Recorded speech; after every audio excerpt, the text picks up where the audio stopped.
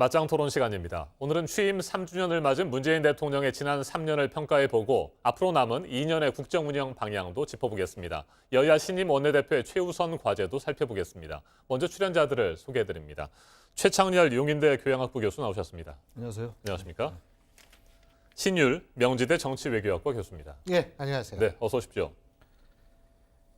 문재인 대통령 정확히 어제 취임 3주년을 맞았습니다. 문 대통령은 대국민 특별연설을 통해 코로나19 극복 방안과 포스트 코로나 시대 청사진을 제시했습니다. 여야의 반응은 엇갈렸습니다. 더불어민주당은 적극적으로 뒷받침하겠다고 힘을 실었습니다. 반면 미래통합당은 실망스럽다며 정책 방향이 맞는지 의문이라고 지적했습니다. 토론 시작하겠습니다. 문재인 대통령의 특별연설 내용 잠시 후에 짚어보도록 하고요. 일단 두 분 교수님께서는 문재인 대통령이 지난 3년 어떻게 평가하시는지 말씀을 좀 먼저 듣도록 하겠습니다. 최 교수님 어떻게 평가하세요? 지난 3년을 네. 평가하는데 그 짧은 시간에 이렇게 말씀드리기가 어려운데 일단 뭐 대통령의 지지율이 워낙 높으니까 지금 역대 최고의 거의 지지율입니다. 네. 민주화 이후에 집권 4년 차의 지지율 치고는 말이죠. 그만큼 이제 국민들이 정부에 대한 신뢰를 갖는다고 봐야 되겠죠. 근데 그 부분을 역시 현재 진행형입니다만 코로나19에 대한 정부의 대응 이것에 대한 평가가 긍정적이었다 이런 거 아니겠어요? 지금 뭐 클럽발 이제 또 이 코로나19가 네. 또 극성을 부리고 있습니다만 뭐 그것과는 별개로 아무튼 근데 어쨌든 촛불 민심으로 탄생한 정부인데 촛불로 탄생한 정부인데 그동안 여야 간의 선거 이전에 말이죠 대립과 갈등이 이제 높았던 것 같아요. 그리고 진영 논리도 굉장히 강화됐던 거였고 특히 지난해 하반기에 아주 그렇습니다. 심했죠. 예. 그러니까 첫 해는 이제 적폐수사, 적폐청산으로 이제 여야가 또 대립을 보였고, 조국 전 장관을 둘러싼 진영 논리가 아주 극심했고 말이죠. 그리고 난 다음에 또 패스트트랙 정국이 있었고, 그러니까 그러고 나서 이렇게 지나갔어요.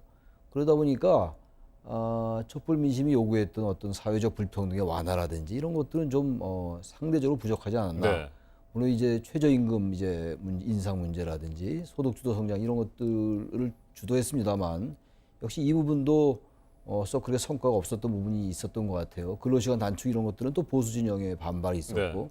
그래서 아무튼 그래서 쭉 이렇게 이어오다가 총선이 있었단 말이죠. 그 총선에서 이겼어요. 대승을 했는데 아무튼간에 지금 앞으로 향후 2년 남았는데 그동안은 음과 양이 있었다 치고 지금 정부에 대한 신뢰를 국민들이 적극적으로 보내주고 있는 거거든요. 이러할 때 지금 뭐 오늘 이제 연설 얘기도 이따 하겠습니다만 아무튼간에 정부가 최대한의 역량을 발휘해서 사회적인 통합과 또 야당과 협치를 통해서 남은 임기 2년 동안에 그동안 미진했던 거 이런 네. 것도 추진해야 된다 이렇게 생각을 합니다. 네. 신 교수님께서는 문재인 대통령의 지난 3년 어떻게 평가하세요? 그러니까 코로나19 위기가 네. 닥치기 이전과 닥친 이후를 좀 구분해서 보자면 사실은 닥치기 이전에는 좀 여러 가지 문제점을 드러냈었죠. 그러니까 예를 들면은 사실 경제적인 측면을 보더라도 우리가 이 현 정부 들어와서 경제를 정말 잘했다라고 평가하기 좀 힘든 측면이 분명히 있었고요. 그리고 그것뿐만이 아니고 아까 최 교수님께서도 잠깐 말씀하셨습니다만 이 소위 말해서 갈라치기 정치식의 어떤 그런 측면을 보여줬던 것도 네. 사실이었던 것 같아요. 그러니까 역지사지가 상당히 좀 부족하지 않았나 이런 생각도 들고요. 정치라는 거는 선과 악의 대결 구도가 아님에도 불구하고 우리 사회가 내 쪽은 선이고 상대는 악이라는 그런 이분법적 사고 구조가 좀 굳게 된 것 아니었나. 그런 것들이 좀 극명하게 드러났던 그런 측면이 분명히 있었기 때문에 사실 좀 그런 측면은 우리가 과라고 얘기를 한다면 국가에서 가장 중요한 능력 중에 하나가 또 위기 관리 능력이거든요. 근데 위기라는 것은 사실은 그게 인위적으로 어떻게 닥치지 못하게 할 수는 없잖아요. 네. 그러니까 닥친 이후에 얼마큼 잘 관리하느냐가 제일 중요한데 코로나 이후를 놓고 봤을 때에는 그 위기관리 능력이라는 것에서 나름대로 높은 점수를 받을 수 있다라고 생각을 합니다. 그리고 물론 이제 우리나라 대한민국 의료진의 헌신적인 노력이라든지 그리고 질병관리본부로 대표되는 소위 말해서 이 컨트롤 타워의 아주 헌신적인 노력 이런 것들 덕분이라고 우리가 분명히 얘기하는 건 당연하지만 중요한 거는 컨트롤 타워가 컨트롤 타워 역할을 할 수 있게끔 만드는 것도 정부에 있어서의 가장 중요한 또 역할이자 정부의 그 가장 중요한 기능이라는 차원에서 볼 때에는 그런 점은 제가 볼 때는 또 칭찬해 줄 수 있는 측면이 아닐까 이런 생각이 듭니다. 그리고 뭐 이 3주년 연설 사실 거기에서도 이렇게 보면 문제의식에 있어서의 정확성을 좀 갖고 있다라는 평가를 할 만하기 때문에 네. 제가 볼 때는 아까 말씀드린 그런 과가 있었고 지금 말씀드린 어떤 그런 공이 있는데 글쎄요. 앞으로 사실 2022년 3월에 대선이 있죠. 그죠? 2022년 3월일 겁니다. 제가 볼 때는. 2022년 3월까지는 사실 2년도 안 남은 시점인데 마지막 마무리 시점까지 이 좀 공은 살리고 좀 과는 줄이는 방향으로 나갔으면 좋겠다라는 바람을 갖습니다. 알겠습니다. 어제 문 대통령의 특별 연설을 좀 살펴보도록 하겠습니다. 문 대통령은 현재 한국 경제 상황을 전시 상황이라고 진단을 했습니다. 그러면서 어제 연설의 3분의 2가량을 경제 할애해서 연설을 했거든요. 이 부분 어떻게 보셨습니까? 이 현재 상황이 지금 경제적으로 대단한 네. 위기죠. 코로나19로 닥친 경제 위기, 그리고 코로나19 이전에도 경제는 대단히 어려운 상황이었고, 그러니까 어제 연설의 대부분은 코로나19와 이것으로 인한 어떤 경제 위기에 관련된 국가의 어떤 대처 이런 것들에 집중됐어요. 그리고 또 하나 어제 또 중요한 거는 그럼에도 불구하고 우리가 코로나19에 잘 대처했다라는 국제적으로 호평을 받았다는 거 이런 것들에 대한 자신감 이런 것들이 배어 나온 연설이었다고 생각하고 그런 자신감을 바탕으로 해서 우리가 앞으로 이제 세계를 선도하는 대한민국을 가야 되겠다 이런 이제 네. 목표를 또 제시했습니다. 다시 말해서 어제 연설은 경제 위기 극복 또 하나가 이 향후 이제 경제 전이 상황을 이제 대처해 나가기 위해서 어떻게 사회 안전망을 구축해 나가느냐 이런 문제도 굉장히 중요하게 네. 제시된 것 같아요. 지금 고용보험이 이제 아주 전 근로자들의 노동자들의 반밖에 안 들어 있거든요. 네. 그래서 그것을 단지 당장 이 충족하기는 어렵고 그러니까 그 전 단계로서 어떤 그 사회 취업 문제라든지 취업 지원이라든지 실업 수당 이런 것들을 제시를 했거든요. 이런 사회 안전망 이 문제를 이제 경제 전이 상황에 비추어서 이걸 어떻게 대처해 나가느냐 이런 문제고 또 하나가 이제 우리나라가 이제 ICT가 굉장히 발전돼 있는 국가잖아요. 이런 이제 IT 기술을 바탕으로 해가지고 우리가 뭔가 세계를 선도해야 되겠다 첨단 산업 이러한 어떤 궁극적인 어떤 목표도 제시됐습니다. 근데 중요한 건 역시 코로나19를 어떻게 극복해 나갈 것이고 방역이라는 차원에서 단순히 방역이라는 차원을 이제 인간 안보라는 개념으로 확장시켜서 네. 우리가 세계를 선도할 수 있지 않느냐 이런 자신감이 배어나와 있는 그런 올바른 현실 인식이었다고 생각이 됩니다. 네. 실업 사태를 해결하기 위해서 뭐 장기적으로 말이죠. 전 국민 고용보험제를 단계적으로 실시하겠다. 네. 이런 목표도 밝힌 바가 있습니다. 경제 관련 어제 연설 어떻게 보셨어요? 제가 아까도 잠깐 말씀드렸습니다만 문제의식은 정확하다고 봅니다. 그러니까 지금 이 문제는 경제라는 건데 코로나19 사태 이후에 경제적인 측면은 패러다임도 좀 바뀔 수밖에 없을 네. 것 같고요. 여러 가지 문제가 있는데 바로 그렇기 때문에 경제가 지금 전시 상황이나 마찬가지다. 그리고 100년 전에 있어서의 대공황 이후에 최악의 경제라는 차원에서 그런 언급을 함으로써 문제의식은 저는 굉장히 정확하다고 봅니다. 또 하나는 경제라는 측면에서 지방경제 활성화, 이 지방경제가 타격을 많이 받을 수밖에 없다. 그래가지고 예를 들면 재난지원금도 결국 지역경제 활성화에 쓰여야 된다. 그런 차원에서도 저는 문제의식은 정확하다고 보고요. 그리고 전국민 고용보험 시대 말씀하셨는데 이거 당장 하겠다는 얘기가 아니잖아요. 네. 기초를 만들겠다라는 얘기이기 때문에 그것도 현실 인식이 저는 나름대로 정확하다고 봅니다. 그런데 그럼에도 불구하고 제가 조금 좀 아쉽다고 생각하는 그런 측면은 사실은 문제가 경제다. 맞습니다. 지방경제 활성화 시켜야 됩니다.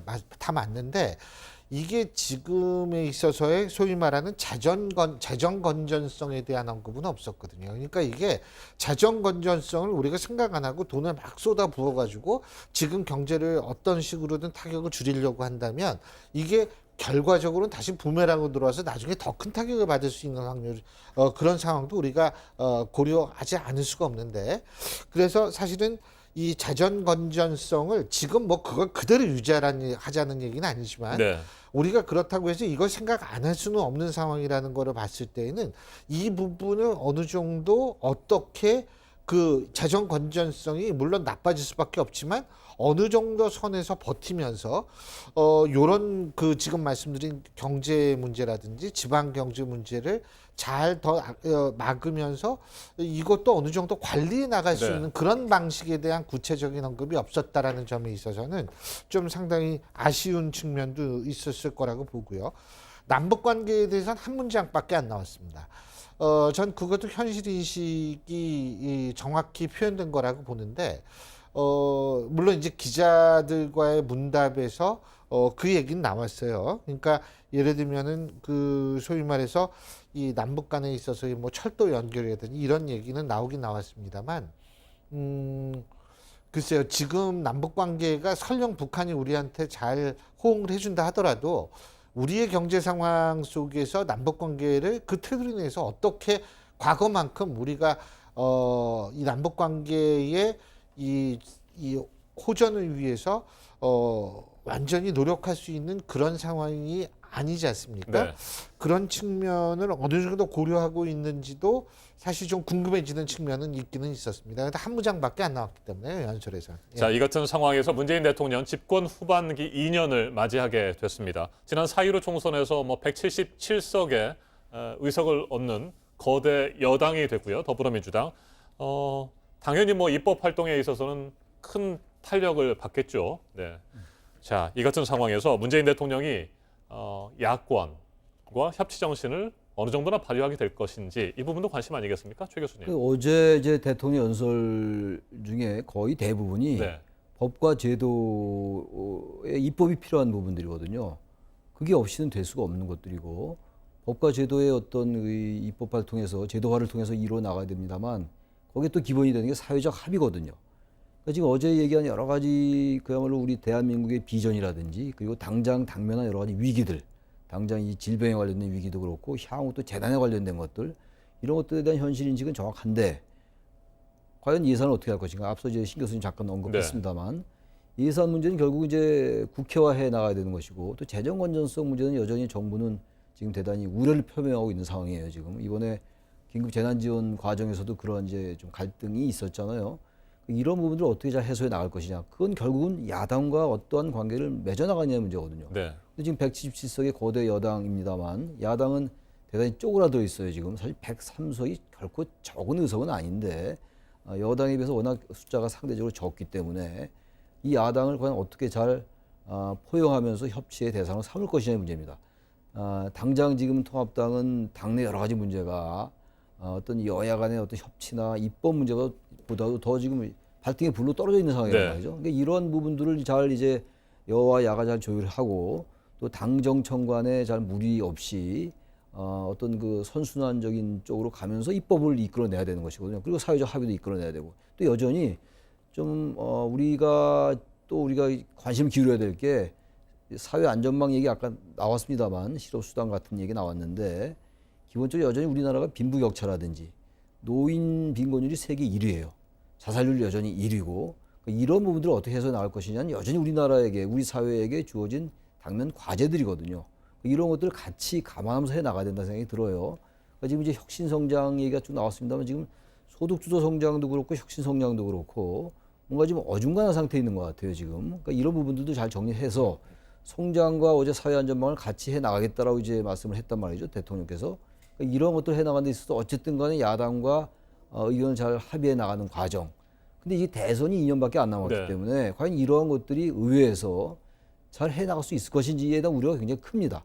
이게 역시 이제 문재인 정부의 리더십에 관련된 문제라고 생각을 합니다. 네. 4.15 총선에서 여당이 압승을 거뒀지만 문재인 대통령의 협치 노력은 그 어느 때보다 필요하다. 이런 지적들 가능하지 않겠습니까? 네. 지금 사실 의석수는 근 2배까지는 아닙니다만 엄청나게 벌어졌지 않습니까?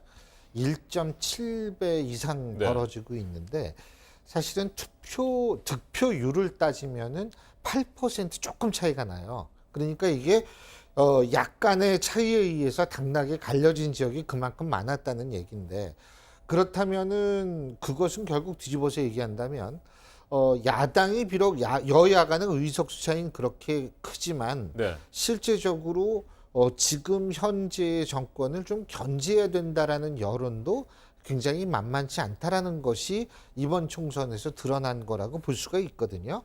그렇기 때문에 제가 볼 때 그런 목소리를 잘 받아들일 수 있어야만 제가 볼 땐 남은 임기 동안 보다 많은 국민적인 호응을 이끌면서 정책을 성공적으로 수행할 수 있지 않을까 이런 생각이 듭니다. 그리고 대통령이 이제 협치를 얘기를 하는 것은 전 너무나 잘하는 일이라고 생각을 하는데 한편에서 제가 좀 걱정이 되는 것은 뭐냐면 여당에서는 뭐냐면 지금 일 잘하는 국회법을 만들겠다. 네. 일 잘하는 것. 근데 저는 이제 항상 얘기하지만 민주주의라는 게 일 잘하는 것, 효율성 있게 일하는 것, 이게 사실 민주주의의 기본 가치는 아니거든요. 그러니까 민주주의의 기본 가치라는 거는 짧은 시간 내에 많은 법안을 통과시키는 그런 효율성이 있는 것이 아니라 상대방의 얘기를 듣고 내 얘기도 상대방한테 들려주고 상대방의 얘기 들은 다음에 역지사지한 이후에 자기가 양보할 것은 양보하고 이런 과정을 통해 가지고 네. 좀 시간이 걸리더라도 가장 효과적인 법이나 제도를 만드는 것이 민주주의라는 체제거든요. 근데 이제 일 잘하는 국회 일 물론 잘했으면 좋겠어요, 저도. 근데 여기에서 지나치게 효율성만 강조하다 보면 슈퍼 여당, 거여가 미니 제1야당을 일방적으로 좀 압도하는 그런 상황이 초래되지 않을까라는 그런 걱정이 앞서고요. 그렇게 되면 아까도 말씀드렸지만 8% 정도, 8몇 퍼센트 정도 차이밖에 안 나는, 다시 말해서 현재 여권을 찍지 않은 유권자들의 목소리의 어떤 반발이 굉장히 커질 수 있고, 그렇게 되면 국난 극복에 있어서 가장 중요한 요소인 국민 통합이 굉장히 저해될 수가 있는 네. 그런 상황이 될 수 있다. 그래서 저는 그런 점을 좀 많이 생각을 해봤으면 좋겠어요. 예. 알겠습니다. 자, 그와 같은 협치 노력은 문재인 대통령뿐만이 아니고요. 더불어민주당과 미래통합당 사이에서 적극적으로 필요한 내용 아니겠습니까? 그렇죠. 네, 최근에 선출이 된 민주당의 김태년 신임 원내대표 그리고 통합당의 주호영 신임 원내대표 이 두 사람의 역할이 그만큼 중요한 상황 아니겠습니까? 어떻게 전망하세요? 글쎄요, 김태년 원내대표도 이제 정책통이고, 네. 그리고 이제 주호영 원내대표도 정책의장을 역임했던 분이에요. 그리고 김태년 의원이 물론 친문 당권파긴 합니다만, 기본적으로 계파성이 그렇게 강한 분은 아니에요. 김태년 의원이. 주호영 의원도 마찬가지예요. 네. 주호영 의원은 뭐 이제 MB 정부 때 특임장을 했던 경력이 있고, 정책통이긴 합니다만 역시 그렇게 아주 강성 보수의 그런 분위기는 아니거든요. 그러면서 볼 때 양쪽의 원내대표의 이른바 우리가 흔히 얘기하는 케미는 좀 맞는 것 같아요. 근데 문제는 이제 두 사람의 결이 적당히 맞는다 하더라도 구조적으로 과연 이게 가능할 것인가의 문제는 여전히 남아요. 네. 정치라는 게 대단히 구조적인 문제가 중요한 것이기 때문에 지금 이제 협치 얘기를 다 하는 거 아닙니까? 뭐 협치 얘기 안 한 적이 없죠.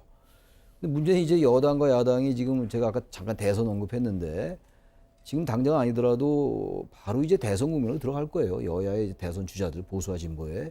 이런 갈등들이 과연 이 원내 전략에서 서로 조율하고 아까 말씀드린 여러 가지 법적 제도화 이런 것들을 잘 해나갈 수 있을지에 대한 그런 우려가 하나 있는 것이고 네. 또 하나 문제가 이제 여당이 177석이란 말이죠. 이쪽이 103석이고 어떤 뭐 저기 그 비례정당까지 합쳐서 네. 말이죠. 근데 어쨌든 수적 우세를 바탕으로 하는 거는 뭐 어쩔 수 없어요. 다수결이라는 게 민주주의의 최선은 아니라 하더라도 하나의 의사결정의 수단이기 때문에. 근데 문제는 이게 이제 177석 대 103석인데 그동안 국회가 너무 이제 선진화법에 의해서 뭔가 유지해 오려 했습니다만 동물국회 막았는데 식물국회도 못 막았단 말이죠. 또 물론 이제 지난 국회 때 뭐 동물국회도 재연이 됐었습니다만. 그러니까 이걸 어떻게 잘 국회를 이 효율성을 발휘하냐의 문제예요. 근데 아까 신 교수님 지적처럼 효율성을 지나치게 강조하다 보면 이제 과정에 있어서 이제 야권이 소외될 수 있다라는 이런 부분이 하나 있어요. 그것도 항상 야권에게 모든 걸 배려하면은 여전히 국회가 아무 이제 효율을 발휘하지 못하게 되고 그래서 흔히 말하는 게 지금 일하는 국회법을 만들자는 거 아니겠어요? 그러니까 국회 선진화법을 일정 부분 개정하자는 거잖아요. 가장 중요한 게 우린 국회 개원하는데 거의 몇 달이 걸리잖아요. 의장을 누굴 할 것이며 이 그 상임위를 어떻게 구성할 것이며 이게 전부 국회의원들의 밥그릇에 관련돼 있는 것이기 때문에 저도 일하는 국회법을 만약에 만든다면 이제 다시 말하면 국회법을 개정한다면 자연스럽게 자동적으로 국회가 열릴 수 있는 건 반드시 마련해야 될 거예요. 네. 여야가 합의를 해야지만 반드시 국회가 열리는 제도를 만들어 놨으니 그 합의가 안 되는 거 아닙니까? 그래서 여야가 수적 우세를 너무 이제 과도하게 여당도 믿으면 안 될 것이고 야당도 이제 과거의 발목 잡혀서 벗어나야 됩니다만 적어도 여야가 자동적으로 일할 수 있게끔 할 수 있는 국회법 개정은 반드시 필요하다. 그 말씀 드리고 싶습니다. 네, 신 교수님. 예, 일단은 저는 사실 지금 이 말씀을 드리고 싶어요. 지금 현재 이제 177석이고 이쪽은 103석 아닙니까? 그러면은 상임위 배정이 민주당이 11개에서 12개, 그리고 미래통합당이 6개에서 7개의 상임위 위원장을 맡을 수가 있는 상황입니다. 그러니까 이게 거의 근 2배를 이제 민주당이 가져갈 수 있는 상황이거든요. 근데 이제 문제는 뭐냐면 법사위를 어떻게 하느냐 하는 부분이 남아 있어요. 그러니까 이게 원 구성할 때 저는 제일 쟁점이 법사위라고 보는 게, 법사위라는 것이 이제 뭐 다 잘 아시겠지만 법사위 같은 경우에는 이 체제 자구 심사 권한이 있어가지고 상임위에서 올라온 법안을 다시 재심사를 할 수가 있는 거 아니겠어요? 네. 근데 관례적으로 법사위원장은 야당이 가져갔단 말이에요. 근데 지금 민주당 내에서는 법사위에서 자구 심사권 같은 권한을 배제하고 야당을 주든지 아니면 우리가 위원장을 가져오자라는 목소리도 있는 것으로 지금 보도가 돼 있어요. 저는 이 부분이 굉장히 문제라고 생각하는 게, 왜 그런 법사위원장을 과거에 야당 몫으로 했냐면 야당의 여당에 대한 견제 권한을 보장하기 위해서, 제도적으로 보장하기 위해서 그런 거였거든요. 근데 이거를 우리가 가져오든지 아니면 법사위에서 이 체계 자구 심사 권한을 삭제를 한 다음에 뭐 넘겨주자, 이런 목소리가 있다라는 사실 자체는 전 좀 위험하다는 얘기입니다. 그러니까 아까 최 교수님이 말씀하신 대로 일하는 국회를 만드는 것도 중요하지만 기존에 있어서의 제도 관행을 뒤집어서까지 하면서도 뭐를 하겠다라고 얘기를 한다면 이건 슈퍼 여당이 야당을 압도하려고 한다라는 그런 목소리 들을 수 있기 때문에 그런 거는 좀 배제했으면 좋겠다라는 생각이 들고요. 한 가지 좀 좋은 점이 있다면 두 분 원내대표가 모두 정치를 오래 했고 정치력도 굉장히 뛰어난 분들이로 알고 있습니다. 특히 이제 김태년 신임 원내대표 같은 경우에는 정치를 굉장히 즐기면서 한다라는 평가를 많이 받는 분이라고 알고 있는데, 두 분이 공통점을 많이 발견했으면 좋겠습니다. 10가지 중에 9개가 공통적이고 하나가 다르다고 해서 그 이유로 상대를 적으로 만드는 사람은 정치인이 아니고, 10개 중에 하나만 공통점을 발견하면 동지라고 생각하는 그런 사람들이 정치를 해야 된다라는 말이 있듯이 전 두 분이 그런 정치력을 충분히 가지고 있는 인물이라고 생각을 하기 때문에 좀 그런 긍정적인 면을 많이 봤으면 좋겠습니다. 네, 21대 국회에서 여야의 협치를 기대해 보도록 하겠습니다. 그런데 그에 앞서서 20대 국회도 좀 협치의 모습으로 잘 마무리가 됐으면 좋겠어요. 그 시험대가 마지막 본회의가 열릴지 말지 이 여부인데, 본회의가 열려서 나머지 민생 법안들을 처리하면 좋겠습니다. 만약에 그렇지 못할 경우에 현재 남아있는 법안들이 15,000여 건이에요. 이 법안들이 제대로 빛도 보지 못하고 폐기될 상황에 처해 있는 것 같습니다. 잘 마무리해 주기를 여야 정치권에 기대를 해보도록 하겠습니다. 이상으로 오늘 맞짱 토론 마무리하겠습니다. 최창렬 용인대 교양학부 교수, 신율 명지대 정치외교학과 교수와 함께했습니다. 두 분 호른 잘 들었습니다. 네, 고맙습니다. 감사합니다. 고맙습니다. 감사합니다. 네.